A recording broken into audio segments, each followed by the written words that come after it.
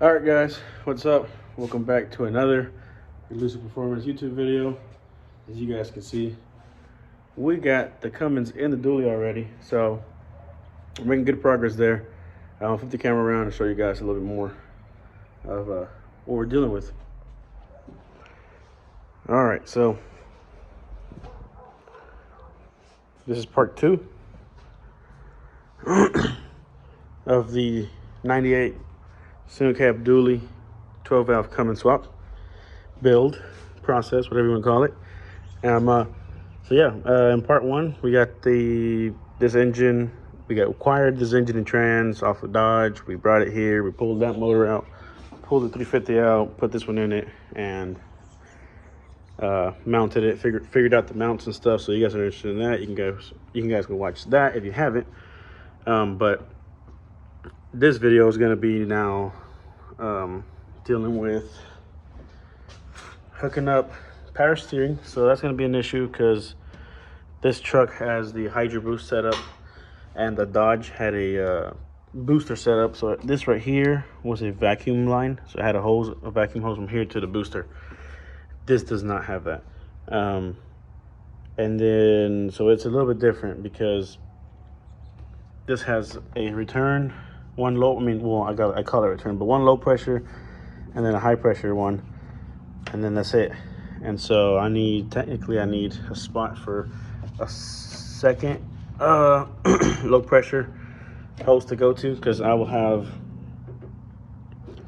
basically this high pressure one would go here from the pump to the booster. Then I'd have a low pressure that goes to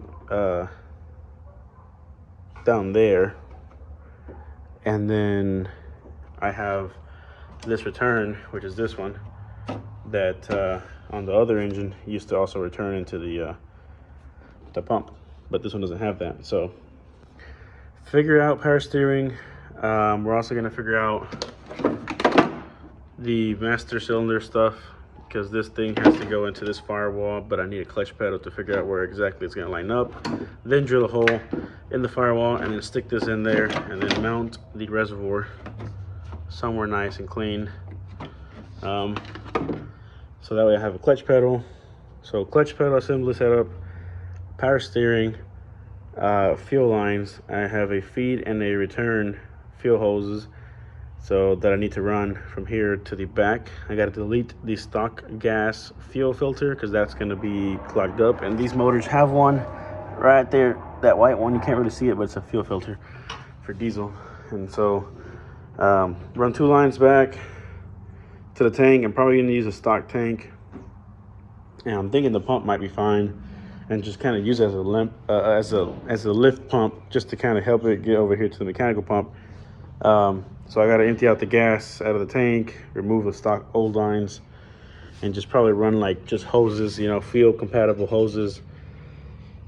And so figure out fueling, and then we're also gonna do exhaust. Try to figure out exhaust, whether we go down and do a full exhaust over the axle and dump, or we just do a hood exit.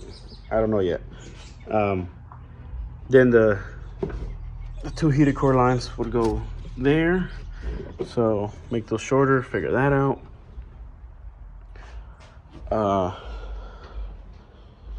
Amongst other little things. It's not a lot, but this video I at least want to get the main things so I can have this thing fire up and started, and kind of get a little bit more motivation once it starts.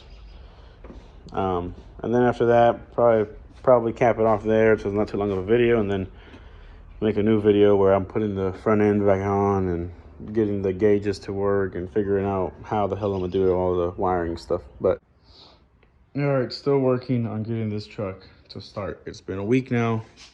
Took a week away from it because I had a bunch of other stuff going on. So back on it today. So I take the gas tank out to empty it out. I ran it pretty low, but it still had a ton of gas, so whatever. It's got a new pump on it, as you can see right there. And then right there, new pump, O'Reilly's 21823. DK, whoever DK is. Cool. So anyways, pull the pump out. This is not like the LS style. It's like a little snap ring style. So you gotta pull this in and then pop it up. So anyways, I forgot my damn fuel line disconnect tools at my other house. So then I had to snip them. It's either way good for me because I'm going to, right here where I snipped them at is where I'm gonna match them up with the Dodge ones. But I just realized that the Dodge ones, I think both of them are the same size, the feed and the return, and then this one's a little bit bigger on the feed and smaller on the return. Probably a 3/8 here and a 5/16 here. So you can see that. Got to round that off a little bit more so it's got no sharp edges. It doesn't cut the hose when I put a hose over it. But this rubber one here is the vent, I think. Let's go for the evap. So I don't know if I'm gonna use that. Either I cup it off or maybe I still need to vent it out. Maybe I'll just run it somewhere where it's not gonna get water in it, facing downwards. Kind of like a rear end vent. I don't know, we'll see that. So the tank is empty now. I did have to pull the pump out. So I didn't record none of this because I was pissed off. I was having a tough time with this. But here's the pump from this whole sending unit.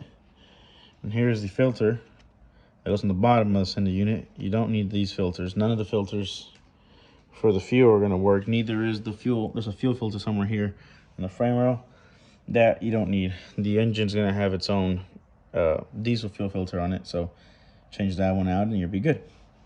So we don't need a pump either because from the research I've been watching, I've been looking at reading on forums, the mechanical fuel pump is just gonna, I guess, suck all this up on its own. I was thinking I was gonna use the stock pump as like a lift pump to help it from here and then feed it to the mechanical pump, but people are saying not to do that. So to just literally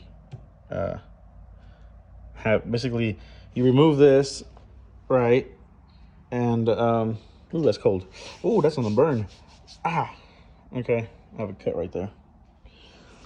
And then there's this thing right here, right from the top hat, from specifically this line.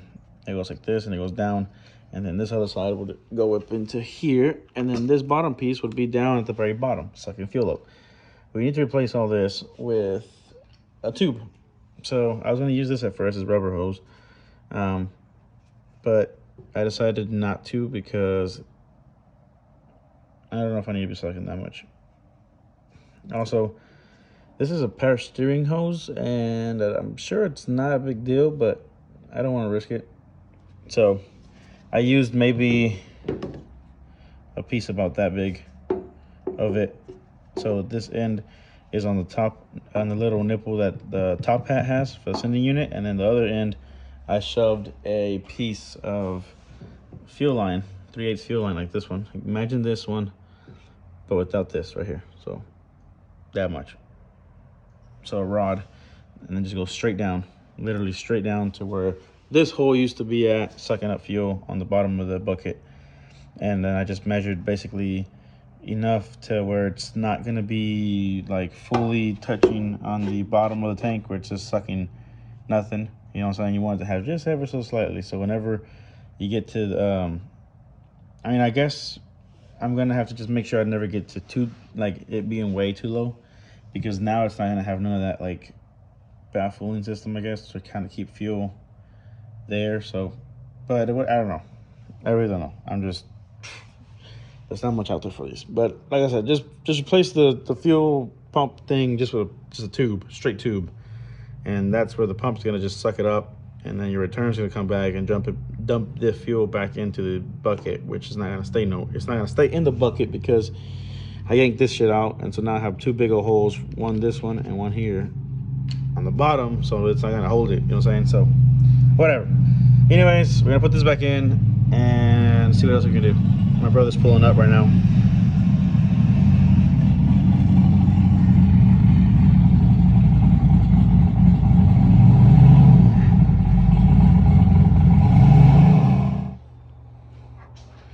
All right, so we're gonna be attempting to start this. Don't know if I have enough fuel. I put about 2 of these, which is 2 gallons of diesel fuel. Obviously not gas, but I filled it up with diesel and I pumped it. The gas tank was empty, so it's got about 4 gallons, and I'm hoping that's enough to pick it up. Like I said, I did that little straight pipe thing to get rid of the fuel pump and filter, so it's just like it should just suck it up through the mechanical pump. I hook up the lines. I've got this purple wire here is going to the fuel shut off solenoid. Then you have this fat red one that goes to the starter, and then you have a smaller one that I have tied into, which is my orange one, which is my trigger for the starter, or my key, basically.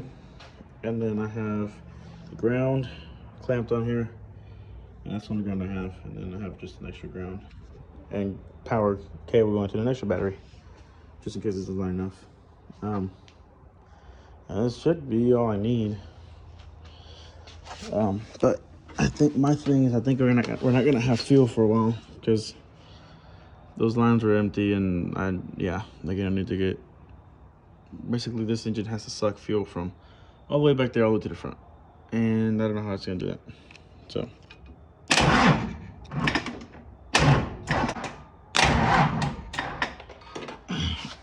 Come on, Bubba. We almost got you now. We almost got you going. You know you want to start. Let's see. Come on.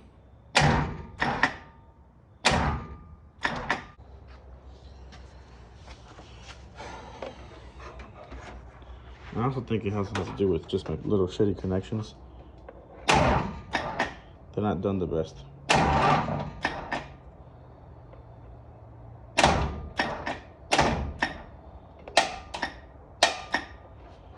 think these batteries are dead.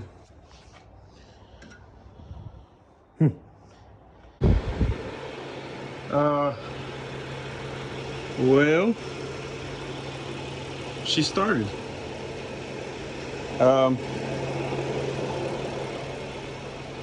God damn.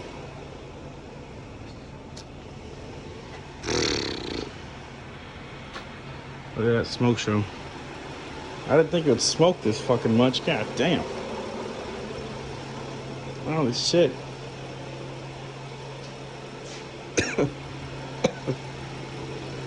But yeah. She started. I had to end up switching batteries. Ground, fuel shut off, orange trigger, and the big boy red battery one. And she fired up, so good, but also smoking a fuck ton. So I have to figure out why I smoke so much, because holy shit, that makes a mess out here. All right, well, at least we know it starts. All right, round 2 of starting the engine up. I don't think the first time I didn't record because I didn't think it was gonna turn on. I was just trying different things at the time, and I was like, yeah, this is not gonna turn it on, so I just didn't even bother recording.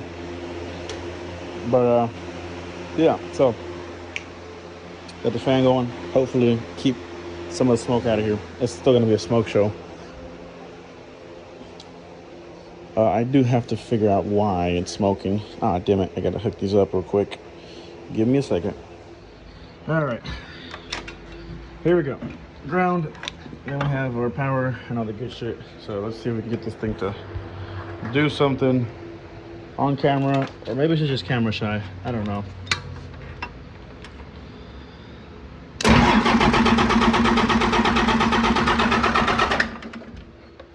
Interesting. We might not be getting enough fuel.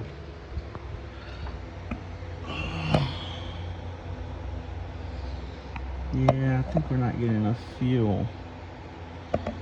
So the fuel solenoid is hooked up. I know that's working for sure. But if you look back here, it looks wet, like it's dripping from maybe the fuel. Oh yeah, look at that. Got a little fuel leakage. Let's try it one more time. I just want to see, have you guys see it start. If it don't start, then whatever.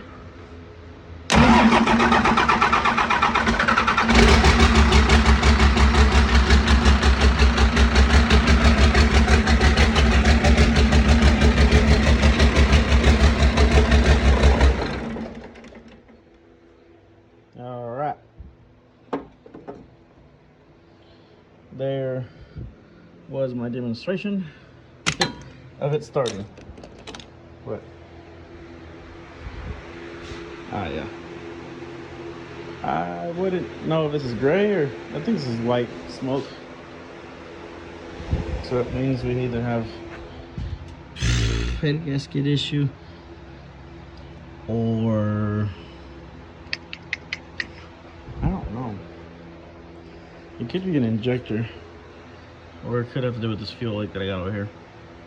All right, well, I said I wanted this thing to turn on in this part 2 video, so I guess that's it. I will have to come back to deal with this thing later. Probably not tomorrow because I got to work tomorrow. So probably till next week, this weekend maybe. I'll come back and mess with this, but at least it's on. So I guess part 3 will be me figuring out what it is that's making it smoke, and then hooking up all the radiator and intercooler piping and stuff, and then doing the wiring to get the truck to actually turn it on without me having to do the jerry rig stuff. But yeah, so all right, guys. Holy crap. Peace out. Make sure y'all like, subscribe, leave a comment down below. Stay tuned for part 3.